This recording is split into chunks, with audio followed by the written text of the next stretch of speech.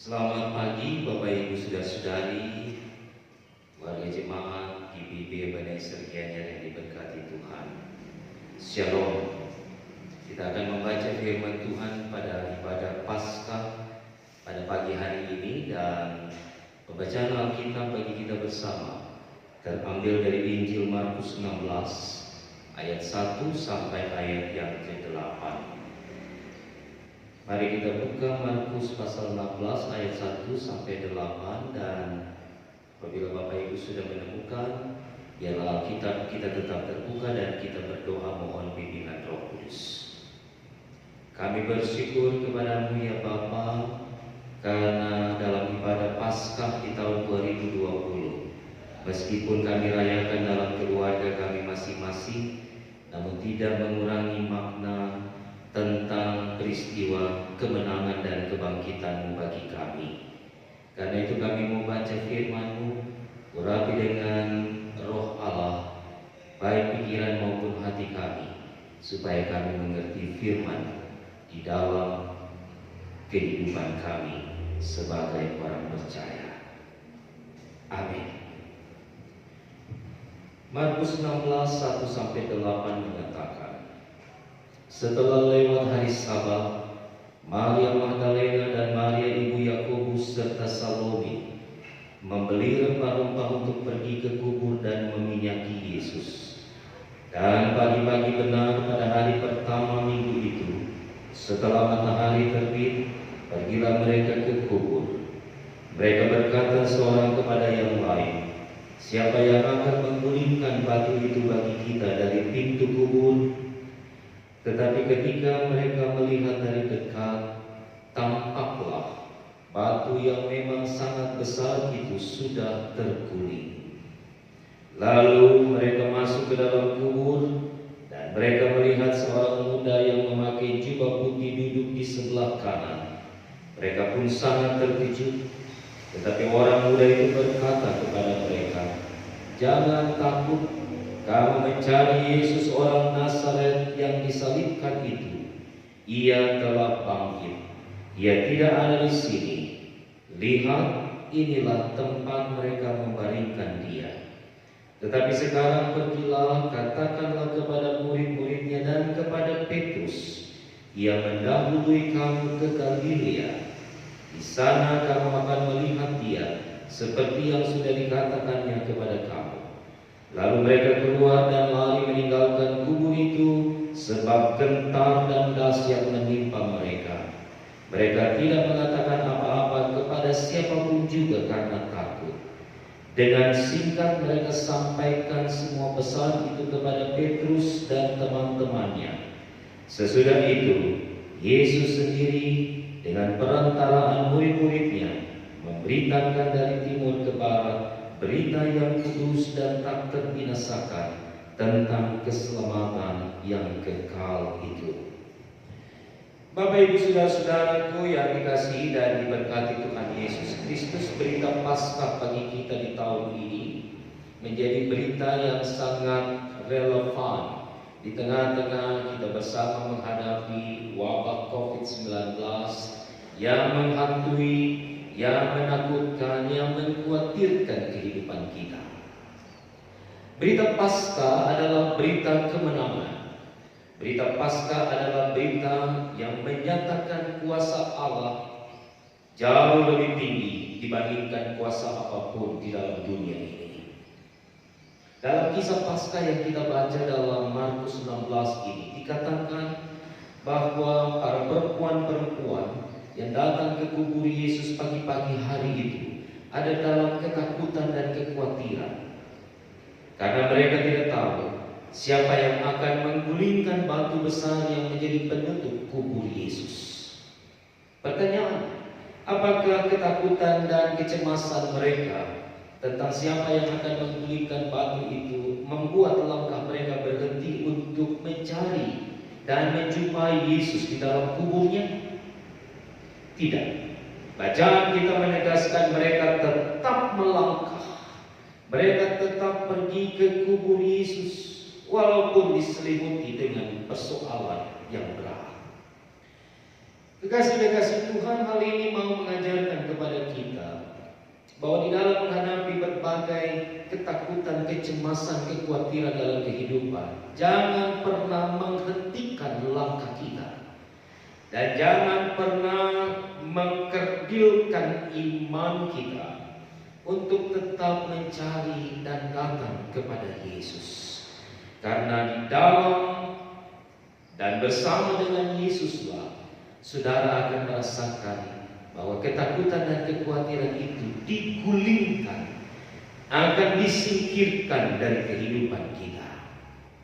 Saudara-saudaraku yang kedua, dalam kisah ini menarik bagi saya di ayat 7 dalam bacaan ini yang mengatakan demikian. Tetapi sekarang pergilah, katakanlah kepada murid-muridnya dan kepada Petrus, ia mendahului kamu ke Galilea. Di sana kamu akan melihat dia seperti yang sudah dikatakannya kepada kamu. Ada dua pesan.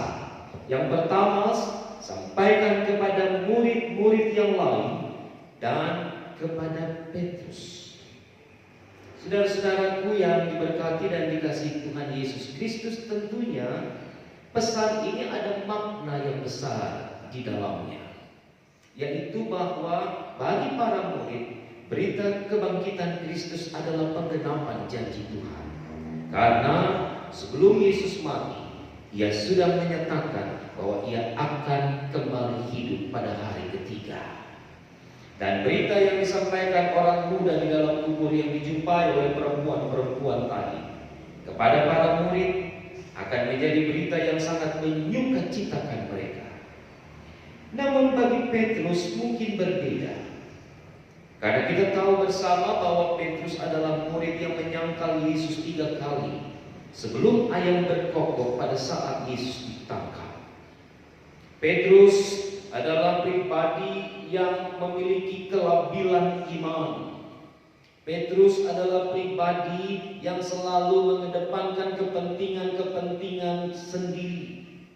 Bahkan di dalam kebersamaan dengan Tuhan, Petrus menyatakan bahwa dia lebih besar daripada murid-murid yang lain. Saudara, berita kepada Petrus tentu maknanya tidak sama dengan kepada murid-murid yang lain. Bagi Tuhan, Petrus harus kembali diteguhkan imannya, harus kembali dimantapkan bahwa Yesus yang ia kenal benar adalah Tuhan yang hidup. Yesus yang ia kenal adalah Tuhan yang berkuasa. Yesus yang ia kenal bukanlah manusia biasa, tapi Allah yang hadir dalam diri manusia. Dan Allah itu sendirilah yang akan mempersiapkan dirinya untuk memberitakan kebesaran Tuhan melalui pelayanan kelak.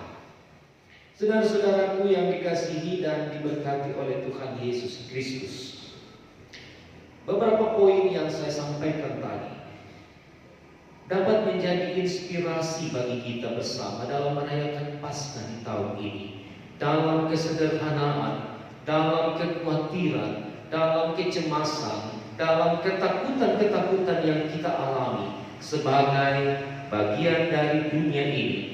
Manusia-manusia yang ada di dalam tekanan karena wabah virus COVID-19 yang belum berakhir dan entah sampai kapan berakhir. Kehidupan kita diisi dengan berbagai macam ketakutan karena kita mungkin tidak dapat lagi bekerja. Kita tidak mungkin lagi dapat melanjutkan karya-karya kita karena kita harus dirumahkan atau bahkan diberhentikan dari pekerjaan. Kecemasan kita bagaimana kehidupan keluarga, anak istri kita ke depan. Kecemasan kita adalah bagaimana kehidupan ini akan bisa tetap berjalan dengan baik, dengan damai sejahtera, dengan penuh kesukaan jika wabah virus ini belum berakhir dari kehidupan kita. Paskah menjadi momentum di mana kita diingatkan oleh Tuhan bahwa Ia adalah Allah yang bangkit. Karena itu dikatakan jangan takut. Kamu mencari Yesus orang Nazaret itu, Ia sudah bangkit. Ia bukan Allah yang mati. Karena itu keimanan kita mendidik kita untuk tetap menyandarkan seluruh kehidupan ini. Meskipun ada dalam kecemasan, ketakutan, kekhawatiran, kita harus tetap melangkah untuk mencari Tuhan dan hidup di dalam Tuhan. Saudara-saudaraku yang diberkati dan dikasihi oleh Tuhan Yesus Kristus, biarlah melalui momentum Paskah di tahun ini, kita semua semakin dieratkan di dalam keluarga. Kita semakin dipersatukan. COVID-19 memang wabah bagi semua manusia. Tapi di balik wabah ini, kita mau belajar bahwa keadaan ini mendidik kita untuk semakin berkreativitas. Keadaan ini mendidik kita untuk melihat masa depan lebih memiliki makna. Kehidupan dan keadaan yang kita alami ini senantiasa mengeratkan kita untuk menjadi pribadi-pribadi yang ada di dalam persekutuan dengan Tuhan, yang senantiasa dieratkan dan dikuatkan. Kekasih-kekasih Tuhan, marilah Paskah menjadi sukacita bagi kita, tapi juga Paskah menjadi momentum untuk kita terus menyatakan berita kemenangan, berita kebangkitan, berita kesukaan kepada semua orang melalui karya-karya hidup kita, melalui sikap, melalui perilaku, melalui karakter kita. Kita mau menyatakan bahwa Tuhan yang kita imani, Tuhan yang kita sembah adalah Tuhan yang hidup. Saudara-saudara, biarlah siapkan hati saudara, siapkan hati untuk Tuhan pakai menjadi pemberita-pemberita Injilnya dimanapun kita ada. Selamat Paskah Kristus bagi saudara dan keluarga. Selamat menyambut sukacita kemenangan Kristus, sukacita kebangkitan, karena Kristus Tuhan sudah menang atas maut dan memenangkan kita untuk selalu ada dalam hidup yang kekal. Selamat Paskah Kristus. Tuhan Yesus memberkati.